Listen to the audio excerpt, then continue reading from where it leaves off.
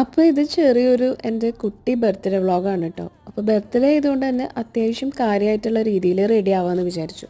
വലിയ കാര്യമായിട്ടൊന്നും പറയാൻ പറ്റില്ല, എങ്കിലും കുറച്ച് സ്പെഷ്യൽ ആവാമെന്ന് വിചാരിച്ചു. അങ്ങനെ എൻ്റെ രണ്ട് മക്കൾ ഉറങ്ങുന്ന സമയത്താണ് ഞാൻ ഇതെല്ലാം ചെയ്യുന്നത്. കാരണം അവർ എണീറ്റ് കഴിഞ്ഞ് കഴിഞ്ഞാൽ കുറച്ച് ബുദ്ധിമുട്ടായിരിക്കും എല്ലാ കാര്യങ്ങളും കൂടി ചെയ്യാനായിട്ട്. അങ്ങനെ റെഡി ആയിട്ട് ഡെക്കറേഷനും കാര്യങ്ങളൊക്കെ ബലൂണൊക്കെ നേരത്തെ ചെയ്തു വെച്ചിട്ടുണ്ടായിരുന്നല്ലോ.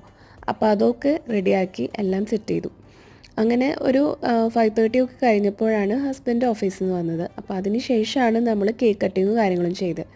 അപ്പോൾ കേക്കൊക്കെ കണ്ടപ്പോൾ രണ്ടാളും ഭയങ്കര ഹാപ്പിയായി. അങ്ങനെ എൻ്റെ ബർത്ത്ഡേ എന്നുള്ളതിനേക്കാളും ആ കേക്ക് കഴിക്കാനുള്ള സന്തോഷമായിരുന്നു അവർക്ക് രണ്ടാൾക്കും.